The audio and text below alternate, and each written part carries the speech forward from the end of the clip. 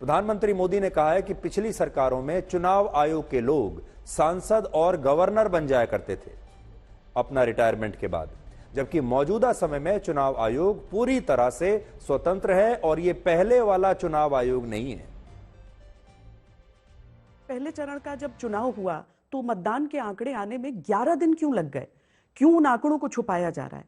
इस आरोप पर क्या कहें? इलेक्शन कमीशन ये जो इंस्टीट्यूट है करीब करीब 50-60 साल तक सिंगल मेंबर रही है, और मजा ये है कि इलेक्शन कमीशन से जो लोग निकले वो कभी गवर्नर बने, कभी एमपी बने, कभी पार्लियामेंट का चुनाव लड़ने गए आडवाणी जी के सामने। मतलब उन्होंने कैसे लोगों को बिठाया था इसका उदाहरण है। उस जमाने के जो इलेक्शन कमीशन जो रिटायर्ड हुए जो बैठे हैं वे आज भी उसी पॉलिटिकल फिलोसॉफी को प्रमोट करने वाले ट्वीट करते हैं, ओपिनियन अपने देते हैं, आर्टिकल लिखते हैं। इसका मतलब अब जाकर के इलेक्शन कमीशन पूर्ण रूप से स्वतंत्र बना है। और मैं चाहूँगा आज तक से, और मुझे पक्का विश्वास है अभी नहीं तो कभी न कभी आप लोग करेंगे, भारत का इलेक्शन कमीशन, भारत की इलेक्शन प्रोसेस ये विश्व के लिए एक बहुत बड़ा अजूबा है। ये हम सबका कर्तव्य है कि हमारे देश का ब्रांडिंग करें। मैं तो चाहता हूं कि आप लोगों ने विश्व भर से अलग अलग मीडिया हाउसेस को यहाँ इनवाइट करना चाहिए। चुनाव में 2 हेलीकॉप्टर उनके लिए ले लेना चाहिए। तो इस इंटरव्यू में जैसा प्रधानमंत्री मोदी ने कहा हमसे कि हमें भी थोड़ा सा रिसर्च और थोड़ा सा काम करना चाहिए चुनाव आयोग के बारे में, और थोड़ा उसके इतिहास के बारे में भी पता करना चाहिए, तो इस इंटरव्यू के बाद हमने वाकई चुनाव आयोग पर कुछ काम किया और थोड़ा रिसर्च किया। वर्ष 1958 से लेकर 1967 के बीच भारत के मुख्य चुनाव आयुक्त रहे के सुंदरम को कांग्रेस पार्टी की सरकार ने वर्ष 1968 में देश के विधि आयोग का चेयरमैन बनाया था। वर्ष 1982 से 1985 के बीच भारत के मुख्य चुनाव आयुक्त रहे के त्रिवेदी को राजीव गांधी की सरकार में गुजरात का राज्यपाल बनाया गया था, जबकि के त्रिवेदी की ही अध्यक्षता में 1984 के लोकसभा चुनाव हुए थे, जिनमें कांग्रेस को 404 सीटों का प्रचंड बहुमत मिला था। इसके बाद वर्ष 1990 में भारत की मुख्य चुनाव आयुक्त रही BS रमादेवी को वर्ष 1997 में कांग्रेस के समर्थन वाली सरकार में हिमाचल प्रदेश का राज्यपाल बना दिया गया था। फिर वर्ष 1990 से 1996 के बीच भारत के मुख्य चुनाव आयुक्त रहे TN शेषन कांग्रेस पार्टी में शामिल हो गए और उन्होंने वर्ष 1999 के लोकसभा चुनाव में गांधीनगर सीट से कांग्रेस की टिकट पर बीजेपी के लाल कृष्ण आडवाणी के खिलाफ चुनाव भी लड़ा था। उनके बाद 1996 से 2001 के बीच भारत के मुख्य चुनाव आयुक्त रहे MS गिल को कांग्रेस ने राज्यसभा का सांसद बनाया और वो यूपीए की सरकार में बाद में खेल मंत्री भी रहे। और उनके बाद वर्ष 2001 से 2004 के बीच भारत के मुख्य चुनाव आयुक्त रहे जेम्स माइकल लिंगदो को वर्ष 2009 में एक ऐसी संस्था का अध्यक्ष बनाया गया जिसका नेतृत्व उस समय राहुल गांधी कर रहे थे। लेकिन आज यही कांग्रेस पार्टी चुनाव आयोग की निष्पक्षता पर सवाल उठा रही है, जबकि सच्चाई यह है कि पूर्व में ऐसे बहुत सारे मामले हैं जब देश के चुनाव आयुक्त और मुख्य चुनाव आयुक्तों को ही कांग्रेस पार्टी ने राज्यपाल बनाया है, राज्यसभा का सांसद बनाया है, केंद्रीय मंत्री बनाया है और बड़े बड़े पदों पर बैठाया है। ये हमने आज आपके लिए कुछ रिसर्च निकाली है। इसके बाद हमने प्रधानमंत्री से बात की यूनिफॉर्म सिविल कोड के बारे में, और उन्होंने गोवा का उदाहरण दिया और कहा कि यूनिफॉर्म सिविल कोड से भारत की धर्मनिरपेक्षता और लोगों के रहन सहन और खान पान पर कोई असर नहीं पड़ेगा। जब भी आप चुनाव लड़ते हैं, चाहे गुजरात में या यहाँ, हर बार लोग यही कहते हैं अब आप हार रहे हैं, फिर आप जीत कर आते हैं, ज़्यादा सीट जीत कर आते हैं। जब से आपने यूनिफॉर्म सिविल कोड के बारे में लोगों को बताया और ये वादा किया, अब उस पर भी एक दूसरा नैरेटिव है। अब लोग कहते हैं कि ये 1 नेशन 1 ड्रेस हो जाएगी, 1 नेशन 1 फूड हो जाएगा, 1 नेशन 1 लैंग्वेज हो जाएगा, और उसका एक आगे ये है कि अब 1 नेशन 1 लीडर हो जाएगा, और हम उसी तरफ बढ़ रहे हैं। क्या कभी आपको अवसर मिला है क्या कि कि ऐसा जो बोलते हैं उनको जरा काउंटर सवाल करें आप, एक आध बार तो कीजिए कि आप ये नैरेटिव लाए कहाँ से। गोवा में यूसीसी है, मुझे बताइए क्या गोवा के लोग एक ही प्रकार के कपड़े पहनते हैं क्या? क्या गोवा के लोग एक ही प्रकार का खाना खाते हैं क्या?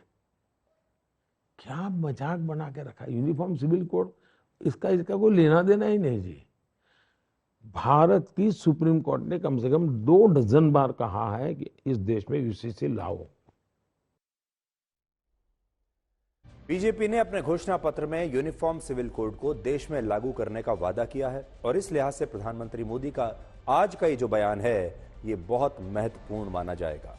और अपने विरोधियों को भी उन्होंने इस बयान में ये बता दिया है कि जो भी वो शंका कर रहे हैं यूनिफॉर्म सिविल कोड से वो बिल्कुल गलत है। प्रधानमंत्री मोदी आज तक एक बार भी चुनाव नहीं आ रहे हैं और इसीलिए इस इंटरव्यू में मैंने उनसे ये भी पूछा कि क्या वो भी शीर्ष पर होने का दबाव महसूस करते हैं। सर, आप भारत के तो सबसे लोकप्रिय नेता हैं ही, अब दुनिया के भी सबसे लोकप्रिय नेता हैं और शीर्ष पर बने रहना, जैसे कहते हैं अंग्रेजी में, it's always very lonely at the top, और शीर्ष पर बने रहना का अपना एक दबाव भी होता है बहुत। आप कभी उस दबाव को महसूस करते हैं? आप जब परीक्षा पे चर्चा करते हैं तो बच्चों को बताते हैं कि कैसे स्ट्रेस को दूर रखना है, कभी आपके साथ भी ऐसा दबाव आप फील करते हैं? होता क्या है जी, आप लोगों का प्रॉब्लम यह है कि आप उस दुनिया में जिए हैं, पले बड़े हैं, तो आपके पास हर चीज के उदाहरण वही है। मैं उस दुनिया का इंसान ही नहीं हूं जी।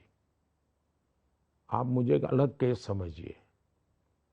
व्यवहार जीवन की जितनी चीजें आप देखते हैं मैं उससे परे हूं, माफ करना मुझे कहना पड़ रहा है। और इसलिए मेरे जीवन में कोई चीज, ये मोदी यहां बैठा है या मोदी लीडर बना है, no, nothing to do. Bharat बना है, मैं शायद निमित्त हूं और इसलिए कृपा करके, और मैं इसे बहुत विरक्त, मैं अलिप्त हूं जी, मैं कोई लेना देना नहीं जी। आप सन्यासी की तरह सोचते हैं? मैं शब्द प्रयोग सन्यासी वगैरह, मैं विरक्त इंसान हूं जी, मेरा कोई लेना देना नहीं जी, कोई लेना देना नहीं, कोई लेना देना नहीं। एक और बड़ा सवाल है, क्या बीजेपी के उम्मीदवारों ने इस बार के चुनावों को हल्के में ले लिया? क्योंकि वो जानते थे कि ये पूरा चुनाव जो है वो प्रधानमंत्री मोदी के नाम पर लड़ा जा रहा है, सारे वोट प्रधानमंत्री मोदी के नाम पर ही मिलने वाले हैं। तो क्या ऐसा हुआ कि बीजेपी के उम्मीदवारों ने इस चुनाव को हल्के में ले लिया और ये सोच लिया कि प्रधानमंत्री मोदी के ब्रांड की जो ताकत है वो उन्हें बैठे बैठे ही चुनाव जिता देगी? ये सवाल भी मैंने उनसे पूछा। सर देखिए, ये कितनी बड़ी बात है कि चुनाव समाप्त नहीं हुआ और हम आपके अगले टर्म की बात कर रहे हैं, आप 100 दिन में, 125 दिन में। इससे ऐसा लगता है कि ये चुनाव जो है एक स्टेटस को का चुनाव है, यानी लोगों को ये आश्वस्त है कि आप वापस आने वाले हैं। जब बीजेपी के टिकट दिए जा रहे थे उस समय लोग कहते थे कि ये टिकट नहीं है, ये निर्वाचन का सर्टिफिकेट है। हर जगह जो बीजेपी का सबसे बड़ा एसेट है वो आपका चेहरा है और आपका काम है। आपको कभी ऐसा लगा कि इस बार तीसरे टर्म के दौरान कैंडिडेट्स ने भी शायद ऐसा सोच लिया कि भाई आपके नाम पे ही जीत के आना है, आपके काम ने आपने इतना अच्छा करके रखा है कि उनको कोई ज़्यादा मेहनत करने की ज़रूरत नहीं है? तो आप उस हिसाब से कुछ आप देख रहे हैं कि कोई लैक ऑफ पार्टिसिपेशन या ज़रूरत से ज़्यादा एक श्योरिटी कैंडिडेट्स में या कार्यकर्ताओं में? जहां तक चुनाव का सवाल है, मैंने 1 साल पहले मेरी पार्टी को कहा था, बड़ी मीटिंग में कहा था कि कैंडिडेट का इंतजार मत करो, आपका कैंडिडेट घोषित हो चुका है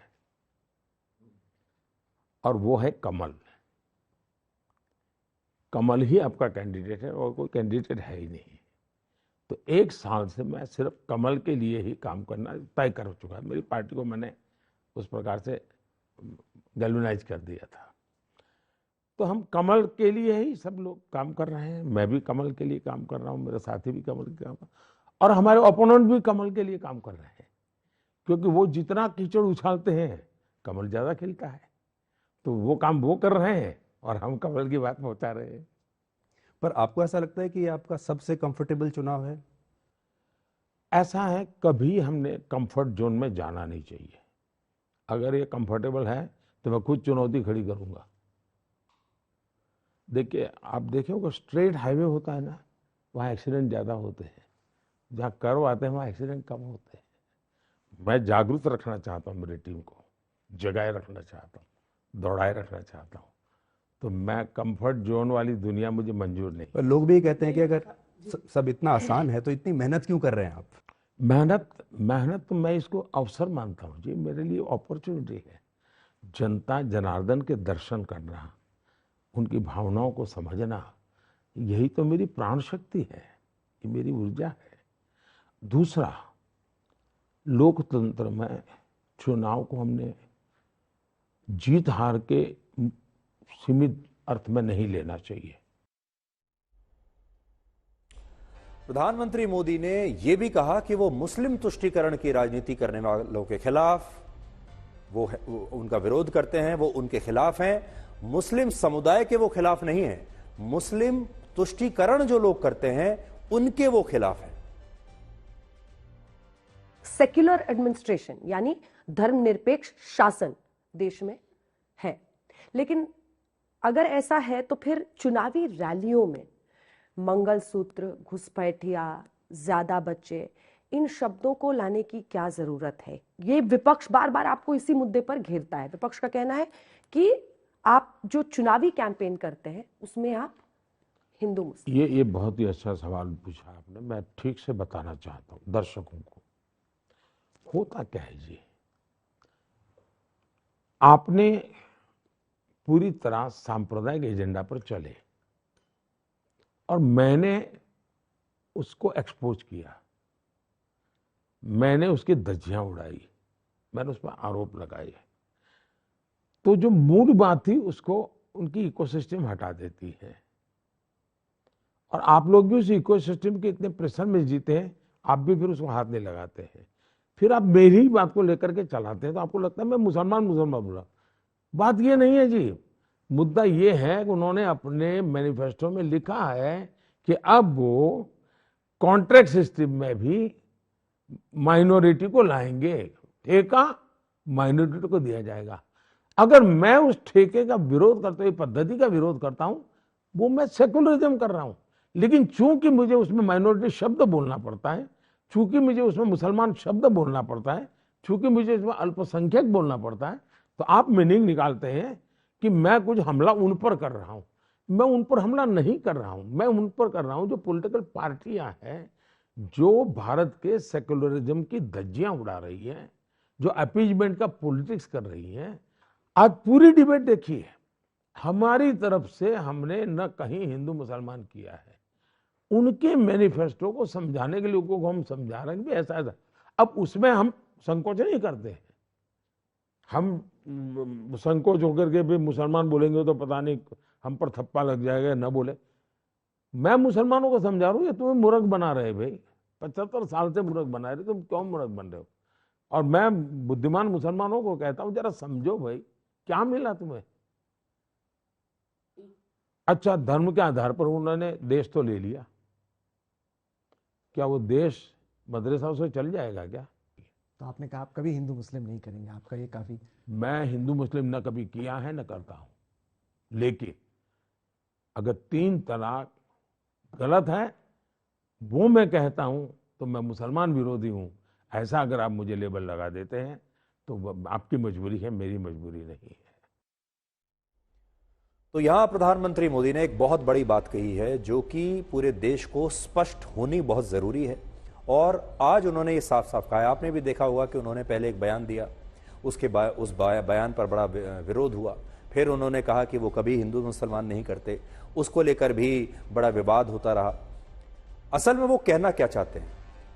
इस इंटरव्यू में उन्होंने पहली बार एक बहुत अच्छा स्पष्टीकरण दिया है, और वो ये कह रहे हैं कि वो धर्म के आधार पर होने वाली राजनीति के खिलाफ है, धर्म के आधार पर होने वाले आरक्षण के खिलाफ है, मुस्लिम तुष्टीकरण के खिलाफ है, जो पार्टियां मुस्लिम तुष्टीकरण करती हैं उनके खिलाफ है, और वो चाहते हैं कि सबको समान अधिकार मिले। वो मुस्लिम समुदाय के खिलाफ नहीं है, जो मुसलमानों पर राजनीति कर रहे हैं वो उनके खिलाफ है। इसलिए उनके जो सारे बयान हैं उन्हें जो मुस्लिम समुदाय है वो अपने खिलाफ ना माने। उनको ये इस बात की समझ होनी चाहिए कि प्रधानमंत्री मोदी मुसलमानों पर हो रही राजनीति को रोकना चाहते हैं, वो उसके खिलाफ हैं और वो उनको ये बताना चाहते हैं कि कुछ पार्टियां मुसलमानों को मूर्ख बना रही। प्रधानमंत्री मोदी को क्या अच्छा लगता है, किस चीज से वो खुश हो जाते हैं और कौन सी चीज उन्हें दुख पहुंचाती है, कौन सी ऐसी बात है जिसे उन्हें सबसे ज्यादा संतोष होता है। वैसे तो वो एक ऐसे नेता हैं जो बहुत आसानी से किसी चीज से खुश नहीं होते, लेकिन उन्होंने कहा कि उन्हें इस बार के चुनाव में सबसे ज्यादा संतोष तब मिला जब श्रीनगर में रिकॉर्ड मतदान हुआ और मतदान के लिए लंबी लंबी लाइन देखी गई। कुछ ऐसा लेबल लगाने की कोशिश कश्मीर को लेकर भी की गई थी जब 370 हटाया गया था। मोदी जी, 2014 से पहले भी मैंने कश्मीर कवर किया है, उसके बाद भी किया है, और केवल एक शहर और डाउनटाउन नहीं बल्कि बॉर्डर्स तक, जहां पर लोगों को लगा कि वो इंक्लूसिव हो रहे हैं, वो जुड़ रहे हैं मुख्य धारा के साथ। फिर 370 आया, उसके बाद से पत्थरबाजी नहीं हुई, हड़ताल नहीं हुई। श्रीनगर में क्या कमाल की वोटिंग इस बार हो गई। पर एक बहुत बड़ा धड़ा है जो कहता है कि बताइए हमसे राज्य का दर्जा ले लिया है। आप जम्मू कश्मीर की जनता को कुछ कहना चाहेंगे? पहली बात है कि मेरे इस चुनाव में आपने सवाल पूछा होता तो मुझे अच्छा लगता, लेकिन आप लोगों ने नहीं पूछा। लेकिन मैं आपने विषय निकाला इसलिए मैं उसमें से सवाल भी पैदा करता हूं, जवाब भी देता हूं। इस पूरे चुनाव में मेरे लिए संतोष की पल कौन सी? तो मेरे लिए संतोष की पल है श्रीनगर का वोटिंग, क्योंकि इसने इस बात को थप्पा मार दिया कि मेरी नीतियां सही है, मैं कोई डिस्क्रिमिनेशन नहीं करता हूं, मेरी सरकार धर्म के आधार पर भेदभाव नहीं करती है। जहां तक राज्य का दर्जा का, हमने पार्लियामेंट में प्रॉमिस किया हुआ है और हम उस पर कमिटेड हैं। हाँ, हम सफल होना चाहते हैं, सफल in the sense political power में नहीं, स्थितियों में। और पहले हम पर क्या गालियां पड़ती थी, आपने इंटरनेट बंद कर दिया, चारों तरफ होलना मीडिया में, हम जाते थे मीटिंग में तो आप लोग मिलते थे तो इंटरनेट बंद कर दिया, कौन सा लोकतंत्र है। गालियां खाई, लेकिन मेरे कश्मीर का भला मैंने किया है। मैं दूर का देख सकता था, आप 24 घंटे चैनल के लिए देखते थे, मैं देश के लिए देखता था। और इसलिए मैं इंटरनेट की गालियां खाने के बाद भी, इंटरनेट बंद कर करके भी मैं नौजवानों को गलत रास्ते से बचाने में सफल हुआ। तो आज का जो इंटरव्यू है, अभी आपने जो देखा, अगर उसका हम एक संक्षिप्त सा विश्लेषण करें तो आपको ऐसा लगेगा कि आप किसी ऐसे बेताब नेता का इंटरव्यू नहीं देख रहे जिसे हर कीमत पर सिर्फ चुनाव जीतना है और उसके सारे काम, उसकी सारी रणनीति सिर्फ वोट पाने के लिए है और चुनाव जीतने के लिए है। प्रधानमंत्री मोदी एक लीडर की तरह बात करते हैं, एक विजनरी की तरह बात करते हैं, और चुनाव जीतना और वोट पाना ये उनके लिए एक बाय प्रोडक्ट है। वो हर काम वो करना चाहते हैं जो देश के लिए अच्छा होगा। जो उन्होंने आज इंटरव्यू दिया है, इसको मैं ये कहूंगा कि चुनाव प्रचार वाला इंटरव्यू नहीं था, बल्कि इसके अंदर एक गहराई थी। उन्होंने देश को ये बताया कि वो अलग सोचते हैं, और कई बार जब वो अपनी बात कहते हैं तो बहुत सारे लोगों को समझ में नहीं आता, क्योंकि जब वो कोई रणनीति बनाते हैं तो उसका रोड मैप उन्हीं को पता होता है, बाकी लोगों को समझ में नहीं आता कई बार। इसलिए उम्मीद करते हैं कि आपको ये इंटरव्यू पसंद आया होगा, और ये इंटरव्यू एक ऐसा इंटरव्यू है जो कि आगे चलकर भी भविष्य में याद किया जाएगा।